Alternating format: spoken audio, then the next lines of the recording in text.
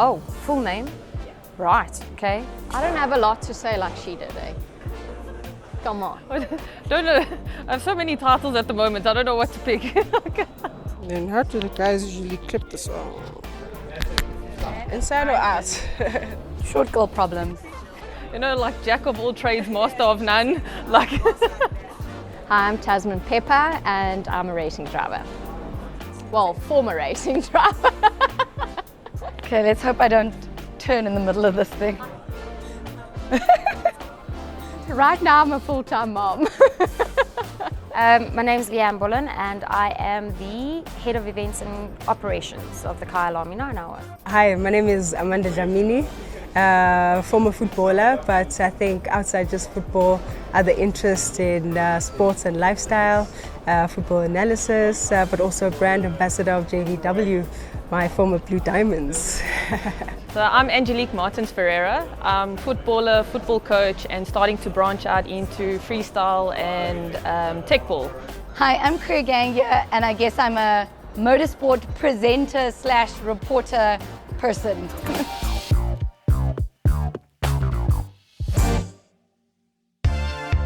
So I've been in the eventing industry for about 15 years now, from set to technical. And 2019 I got a phone call to say, would you still like to be in production? Because that's always been my goal, to go into production. And I was like, yeah, so I couldn't decline the offer, and the main job was to be on Kyalami 9h. So it was my first production job and I haven't looked back. So it's one of my favorite events I do a year. One of my goals is to get somebody, women as well, in our industry, more women to do what I do. Well, I actually kind of fell into it. It's a weird thing. As a woman, as a presenter, getting into sport in general is quite difficult because automatically sport is a male-dominated arena. So as a woman to report on sports, it's quite difficult.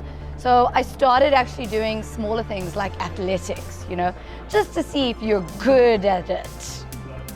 And then eventually got into motorsport from there. In the country right now, a lot of interest on talents, but our education system and sport hasn't been really good. So I think what Janine has really done, JVW, to really accommodate young footballers, young girls, especially in the education space, is quite powerful. I think some of the important highlights that I've really noticed that have really driven the spotlight on women's sport really has to be social media. I think there has been a time where we all went through COVID and everyone was just sharing how you're training at home during this COVID and lockdown.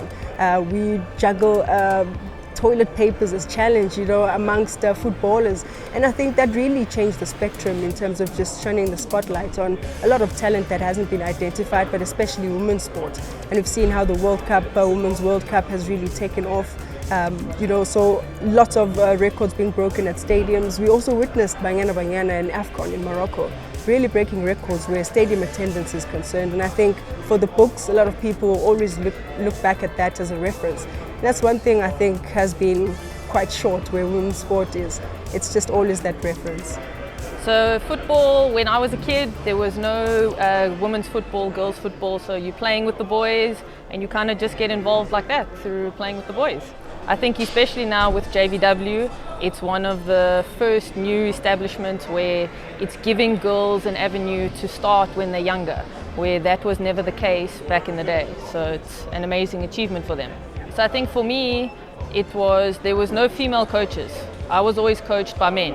And sometimes it's just different having a female perspective.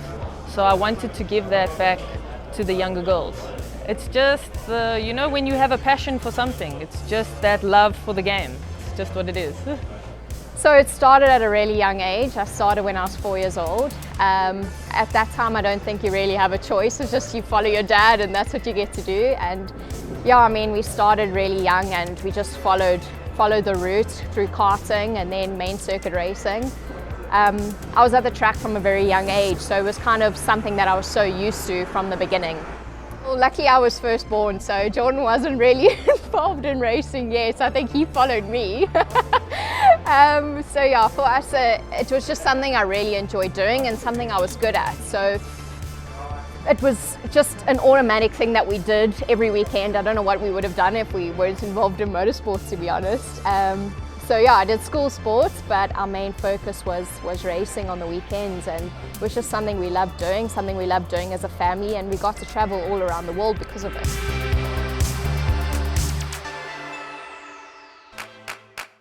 I feel like there's more women dominance in general of an events side of things, not just motorsports. I think we're coming in hot, actually, and I love it, you know. It's not just a male dominance thing anymore. From a career perspective in motorsport, when it comes to women, I think it's drastically changed. And when I say that over the last like maybe 4 or 5 years. I don't think it's, you know, in the 4 or 5 years we've done such a big change that has taken us years to get there, but it's drastically changed in such a short period of time. Women have been given a lot more opportunities in the last 5 years than they've been given our whole lives. Hey, who knew that us footballers could be sitting? I mean, look at this car, it's beautiful. And that's just sport. Sport brings people together, unites people together, irrespective of gender or background. And I think for us as women to really unite and work together, it's something really massive. Yeah, so back in the day, no one really knew anything about women's football in general. And over the years, I mean, we've seen Banyana go to the World Cup, they're going to the World Cup again. You start to see the growth just in general with women. And it comes with all of us just working together across the different sports and not specifically just football. Now we've just kind of scratched the surface in terms of what women can do in motorsport. And I think we're going to be seeing so many more women coming to the front. I mean, we're seeing from a driver perspective, women are now in cars doing test drives for some of the biggest teams in the world. We're seeing engineers, strategy, strategic planning, all done by women. And I think that's super important to see that moving even more in the future. There has been a huge jump, and you know, it's for the better. People are now taking notice of women in motorsports and women in all sports. So it was a massive jump from like hardly anyone racing to now people actually paying attention to female in motorsports. And mostly throughout motorsport, GT racing, you're racing with the guys.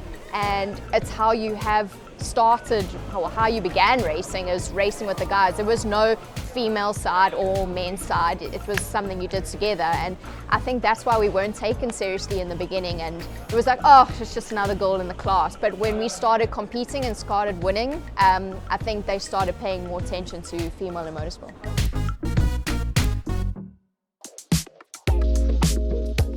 Wow, my message to all the young girls out there, actually, I had this conversation with myself, just reflecting. How often do we take the journey to meet our younger selves again? Because I think there's some sort of accountability with your younger self, because those are your dreams. You always aspire to be something. How often do you take the journey to visit and really reignite that passion and fire? So I'm just saying to all the young girls out there, remember your younger self.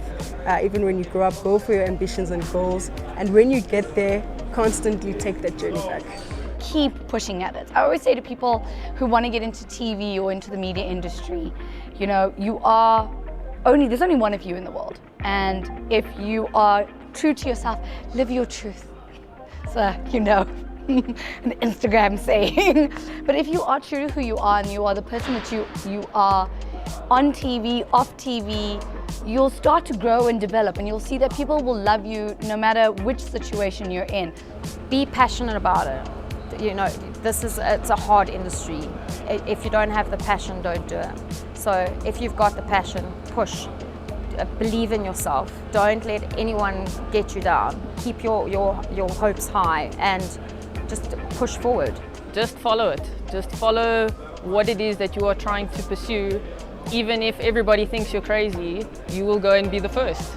So follow your heart. If it's something you want to do, don't let anyone stop you. Don't let anyone tell you you can't do it because you are female, or you don't have the strength, or you don't have the power.